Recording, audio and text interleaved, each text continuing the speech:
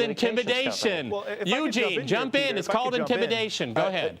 I mean, I think that I think you actually are correct. I think it is straightforward. I mean, obviously, there are losses anytime people take a stand against a powerful state or a powerful force that is trying to do an injustice to people. But certainly Martin Luther King and others who we say we revere in this country, that is what they stood for. So I think these companies are incredibly cowardly. And I think it really just ties into what we can see. I mean, if you look just recently, all of these heads of these technology companies and other corporations, they all flew right into Montana to do this thing with Max Baucus that was all about writing tax laws that benefit corporations. It's not about that they're really fearful of the government. It's about the fact that these are a set of elites who share the same basic values of the same people who are putting forth this national security state. If you look at Silicon Valley, that was the #1 set of contributors to President Obama. So I think to act as if they're only acting out of self-interest or they don't want to go to jail, as Marissa Mayer said, is not true. In fact, I think they are colluding in this broader system that the elites are setting forward of cyber imperialism. I mean, obviously, the shooting at the Navy Yard proves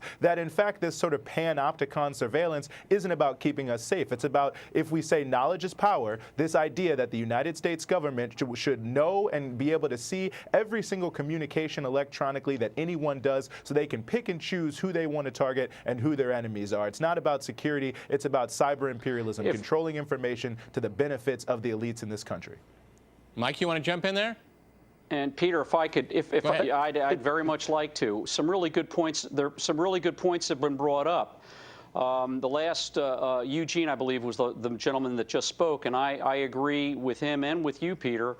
If I'm a CEO of a major company, let's say I'm the CEO of Google. I think it's a woman that runs Google, and she's the CEO, and the government goes to her and says, "Hey, come on, work with us here, work with us, and if you don't, well, we're going to come down on you like we came down on Microsoft."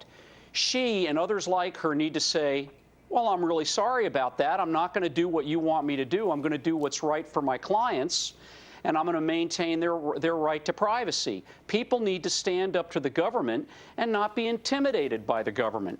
And let me tell you about this guy. But the problem this is people contractor want different. Was such the problem is people want different things. People want the government to not ever listen to any conversation. People also want the government to protect them from terrorist threats. These are at cross purposes. Well, let me. I would love to lose 30 pounds and also be able to eat chocolate sundaes all day long. The government is supposed to maintain my freedom. The government is supposed to protect my freedom. And we're but I'm not going to give up my freedom for the government. Let's go to Mike. You made your point, Mike. But go you're ahead. not free. You're not free if terrorists attack you and kill you. If I have my freedoms per the Constitution. Mike, go ahead. Can I say something? Go ahead. Can I say something? Go ahead. I want the government to protect my freedom. I don't want to lose my freedoms for the sake of the government protecting my freedom. I'm a student of history. Adolf Hitler pulled that stunt in the 1930s. He declared martial law and told the people of Germany, I'm doing this for your own good. And we all know where that led to. I also want to address the point that was made about the Second Amendment and about guns. Everybody hates gun violence like this. We all hate gun violence like this. But the expression, guns don't kill people, people do, really is true. You said it yourself. The guy was a nutcase.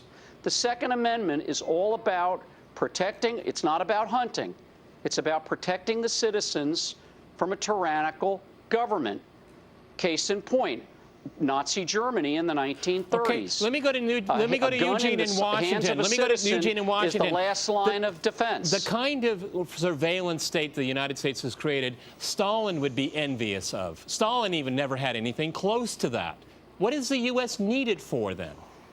I mean, I think the United States government, quite frankly, is trying to use this information in order to target those that it views as its enemy. I mean, right now they can say it's al-Qaeda, but we saw during the height of the Occupy movement, the FBI and Department of Homeland Security colluding with private businesses and calling a peaceful protest movement a criminalized movement. So I think, quite frankly, this is a way, like we say, knowledge is power, right? So if they can control all the communications and all of the interactions between people over the internet and over their telephones, then it gives them a tremendous amount of power to shape shape world events into the to the interest of the people who run this country, a small elite who run this country. And I think they're using this as an attempt to really to maintain a stranglehold on power and the rights that they are eroding of people in order to keep this powerful system in place, which is run by the Pentagon. I think is very, very scary what's happening. But I think 100% it's not about security. It's about securing the interest of a few elites against those who they target as their enemies, who right now everyone can say, oh, well, we're against al-Qaeda, we're against terrorism, that's all good. But when it's peaceful protest movements, then, it's a whole other question. And I think that's something that we should be very afraid of.